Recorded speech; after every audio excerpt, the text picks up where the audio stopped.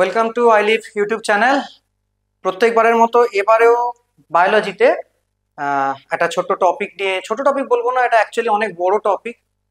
সেই টপিকের কিছু ছোট ছোট জায়গা যেগুলো এক্সামের জন্য অত্যন্ত দরকার পড়ে, ছোট ছোট প্রশ্ন আসে, ট্রিকি প্রশ্ন আসে, এরকম একটা টপিক নিয়ে আজকে আমরা আলোচনা করব। সেই টপিকটা হচ্ছে ইকোলজি বা বাংলা যেটাকে আমরা বলছি বাস্তুবিদ্যা। ইকোলজি বলতে গেলেই প্রথমত তিনটে টার্ম আমাদেরকে আমাদের সামনে চলে আসে। সেটা হচ্ছে এক, ইকোসিস্টেম, এনভায়রনমেন্ট, আর সবশেষে আবার ওইটা ইকোলজি। তিনটে। প্রথমে আমরা যদি ইকোলজি নিয়ে যখন আমরা পরীক্ষার জন্য প্রস্তুতি নেব এই চ্যাপ্টারটার ওপর বা এই টপিকটার ওপর, প্রথমে আমাদেরকে এই তিনটে যে টার্ম আছে, এই তিনটে টার্ম নিয়ে কিন্তু আমাদেরকে একটু ক্লিয়ার একটা আইডিয়া আমাদেরকে নিয়ে নিতে হবে। কি? প্রথম হচ্ছে আমরা প্রথমে আসবো এনভায়রনমেন্ট। সবসময় একটা যে মাথায় রাখবে যে এনভায়রনমেন্ট মানে আমাদের আশেপাশে যত লিভিং নন লিভিং অবজেক্টস আছে তাদের সবাইকে নিয়ে তৈরি হয় আমাদের এনভায়রনমেন্ট। ঠিক আছে? মানে living and non living, all are living all together. তো এবার এনভায়রনমেন্টে যে লিভিং নন লিভিং আছে তাদের মধ্যে, অর্থাৎ তাদের সার্ভাইভালের জন্য, মেনলি লিভিংদের সার্ভাইভালের জন্য লিভিং এর সঙ্গে লিভিং বা লিভিং এর সঙ্গে নন লিভিং এর যে রিলেশনশিপ তৈরি হয়, সেই রিলেশনশিপটা নিয়ে যখন আমরা আলোচনা করি বা রিলেশনশিপটাকে কনসিডার করে যখন সেটার উপর ফোকাস করি, তখন সেটাকে আমরা বলছি ইকোসিস্টেম। আর এই এনভায়রনমেন্টে যারা আছে, ইকোসিস্টেমে যে সমস্ত রিলেশনশিপ আছে, এই সমস্ত কিছু নিয়ে যখন আমরা স্টাডি করি তখন আমরা সেটাকে আমরা বলছি ইকোলজি। সো তিনটে টার্ম আশা করি ক্লিয়ার হলো, এনভায়রনমেন্ট, ইকোসিস্টেম আর ইকোলজি। এবার একটা জিনিস মাথায় খেয়াল করে দেখো, সেটা হচ্ছে যখন আমরা ইকোসিস্টেমের কথা বলি, ইকোসিস্টেমেতে আমরা ছোট থেকে পড়ে এসেছি যে ডিফারেন্ট টাইপ অফ পিরামিডস আছে, different type of food chain আছে, ফুড ওয়েভ আছে, ঠিক আছে, এনার্জি কনভার্সন আছে, অনেক কিছুই আছে। তো প্রথমে একটা সবসময় মাথা রাখবে, সেটা হচ্ছে যে কোনো ইকোসিস্টেম যেহেতু লিভিং ভার্সেস লিভিং বা লিভিং ভার্সেস নন লিভিং এই রিলেশনশিপের উপর দাঁড়িয়ে থাকে, সেই জন্য সেই রিলেশনশিপটাকে এস্টাবলিশ করতে গিয়ে আমরা কি ড্র করেছি না, আমরা ড্র করেছি ফুড চেন। লাইক যেমন ধরো ফুড চেন, আমরা জানি ফুড এনভায়রনমেন্টে একমাত্র তৈরি করে যারা, তাদেরকে আমরা বলছি প্রডিউসার। এবং এই প্রডিউসার কারা না, এই প্রডিউসার মূলত হচ্ছে গ্রিন প্ল্যান্টস। কেন আমরা বলছি এদেরকে প্রডিউসার বা কেন বললাম একমাত্র এরা ফুড তৈরি করে? তার কারণ হচ্ছে যে কোনো ইকোসিস্টেমেতে আমাদের বেসিক্যালি যে এনার্জিটা দরকার হয় সেই এনার্জিটা পাই আমরা সান থেকে। তো সান এনার্জিকে একমাত্র কিন্তু গ্রিন প্ল্যান্টসই আবদ্ধ করতে পারে এবং ফুডে কনভার্ট করতে পারে। ফুড মানে সেটা হচ্ছে গ্লুকোজ, মূলত তাতে কনভার্ট করতে পারে, অন্য কেউ কিন্তু করতে পারে না। সেই জন্য প্রডিউসারকে একদিকে যখন গ্রিন প্ল্যান্টসও বলছি, তেমনি আবার একটু খেয়াল করে দেখো গ্রিন প্ল্যান্টসকে আমরা অটোট্রফও বলতে পারি, অর্থাৎ নিজেদের খাদ্য নিজেরা তৈরি করতে পারছে।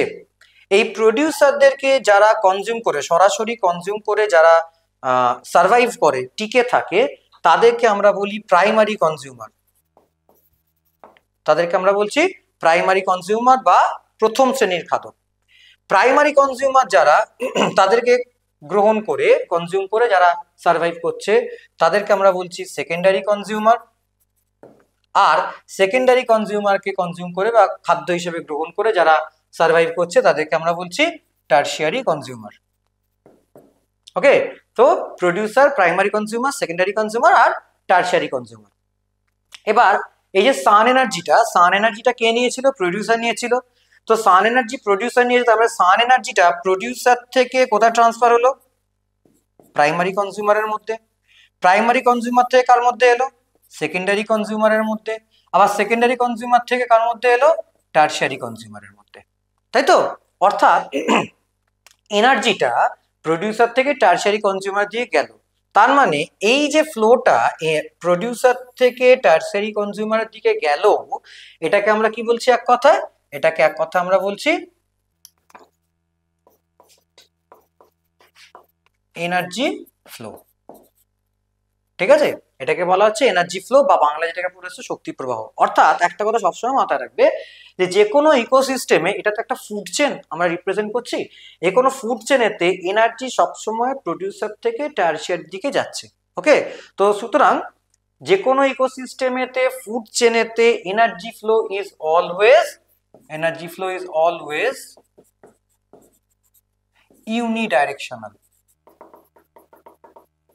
অর্থাৎ এনার্জি ফ্লো কিন্তু কখনো এদিক থেকে এদিকে আসবে না, এনার্জি ফ্লো সবসময় নিচের দিক থেকে ওপর দিকে যাবে। ঠিক আছে, আচ্ছা পাশাপাশি কতটা এনার্জি যাবে সবসময় আমাদেরকে একটা জিনিস মাথায় রাখতে হবে, সেটা হচ্ছে প্রাইমারি কনজিউমার যারা, তারা প্রডিউসারদেরকে কনজিউম করছে, সেকেন্ডারি কনজিউমার প্রাইমারি কনজিউমারকে কনজিউম করছে, আবার টারশিয়ারি কনজিউমার সেকেন্ডারি কনজিউমারকে কনজিউম করছে।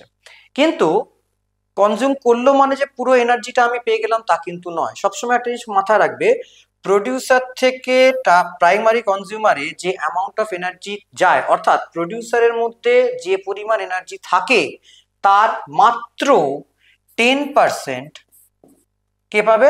প্রাইমারি কনজিউমার পাবে। আবার প্রাইমারি কনজিউমারকে যখন সেকেন্ডারি কনজিউমার কনজিউম করছে, সেখান থেকে মানে প্রাইমারি কনজিউমারের মধ্যে টোটাল যে অ্যামাউন্ট অফ এনার্জি আছে তার মাত্র 10% সেকেন্ডারি কনজিউমারে যাবে।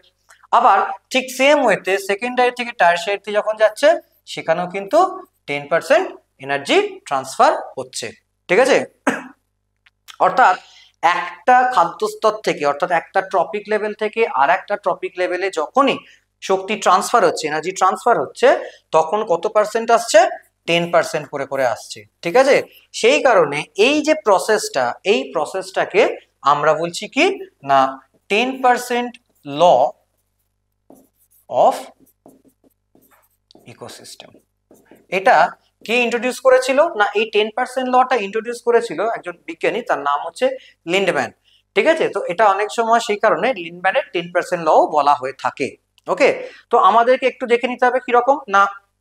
প্রথমত একটা মাথায় রাখবে, প্রডিউসারের 10% কিন্তু টারশিয়ারি পাচ্ছে না। হ্যাঁ, যদি টারশিয়ারি যদি সরাসরি প্রডিউসারকে কনজিউম করে, টারশিয়ারি যদি সরাসরি প্রডিউসারকে কনজিউম করে, সেক্ষেত্রে প্রডিউসারের টোটাল অ্যামাউন্টের 10% টারশিয়ারিতে কনভার্ট হবে।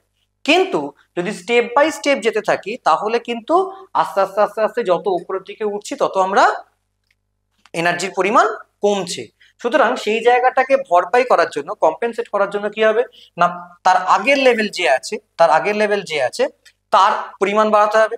আবার এ কম্পেনসেট করবে এর পরিমাণ বাড়িয়ে, এ কম্পেনসেট করছে এর পরিমাণ বাড়িয়ে। অর্থাৎ যদি আমরা পরিমাণগত বা ভলিউমের দিক থেকে দেখি, মাসের দিক থেকে দেখি, তাহলে আমরা দেখবো কি টারশিয়ারি কনজিউমারে যা ভলিউম বা মাস, তার তুলনায় প্রডিউসারের মাস অনেক বেশি। অর্থাৎ যত নিচের দিকে নামছি তত মাসের পরিমাণ বা ভলিউমের পরিমাণ বাড়ছে।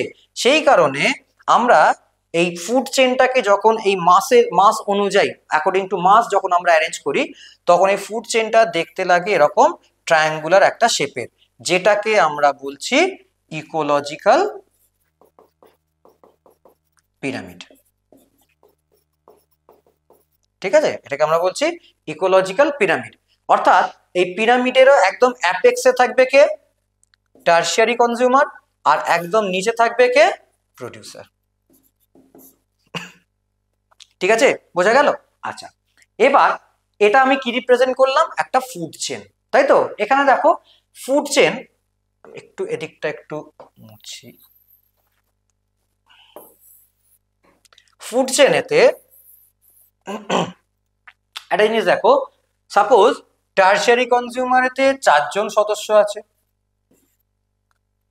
সেকেন্ডারিতে 4 জন আছে, প্রাইমারিতে 4 জন আছে, আবার প্রডিউসারেও তো 4 জন আছে। ধরো 4 জন করে সদস্য নিলাম। এবার তার মানে এটা হচ্ছে আমার টারশিয়ারি কনজিউমার, এটা সেকেন্ডারি কনজিউমার, এটা প্রাইমারি কনজিউমার, আর এই হচ্ছে প্রডিউসার, তাই তো? আচ্ছা, এবার দেখো এটা হতেই পারে, আমি যদি ফুড চেন ধরি, এনার্জি তো নয় নিচ থেকে উপরের দিকে যাচ্ছে, কিন্তু যদি ফুড চেন ধরি তাহলে এটা হতেই পারে এ কে কনজিউম করছে, এ কে কনজিউম করছে, এ কে কনজিউম করছে, অর্থাৎ একটা আমি ফুড চেন পেলাম। আবার এটাও হতে পারে এ কে কনজিউম করছে, এ কে কনজিউম করছে, এ কে কনজিউম করছে, এ কে কনজিউম করছে, সেটাও হতে পারে। আবার এ কে কনজিউম করছে, এ কে কনজিউম করছে, এ কে কনজিউম করছে, এরকম হতে পারে। ঠিক আছে, অর্থাৎ বিভিন্ন রকম ভাবে ফুড চেন গুলো অ্যারেঞ্জ হতে পারে। সুতরাং একটা ইকোসিস্টেমের মধ্যে আমরা দেখতে পাই কি না একাধিক ফুড চেন একসঙ্গে রান করছে কিন্তু। ঠিক আছে, কারণ কোনো একটা টপিক লেভেলে কোনো একটা খাদক আরেকজনকে খাদ্য হিসেবে গ্রহণ করছে এরকম তো নয়, সে অনেক অন্যান্যকেও খাদ্য হিসেবে গ্রহণ করে। সুতরাং আমরা দেখি কি না একাধিক ফুড চেন একটা ইকোসিস্টেমের মধ্যে একসঙ্গে সাইমালটেনিয়াসলি রান করছে। যখন একাধিক ফুড চেন, ঠিক আছে, অর্থাৎ মাল্টিপল ফুড চেন যখন একসাথে রান করে তখন সেটাকে ফুড চেন যখন রান করছে তখন কালেকটিভলি সেটাকে আমরা কি বলছি, সেটাকে আমরা বলছি ফুড ওয়েব। ঠিক আছে, তো সেই কারণে আমরা দেখছি কি না একটা ইকোসিস্টেমেতে একদিকে যেরকম আমরা ফুড চেন পাচ্ছি তেমনি একদিকে আমরা ফুড ওয়েবও পাচ্ছি।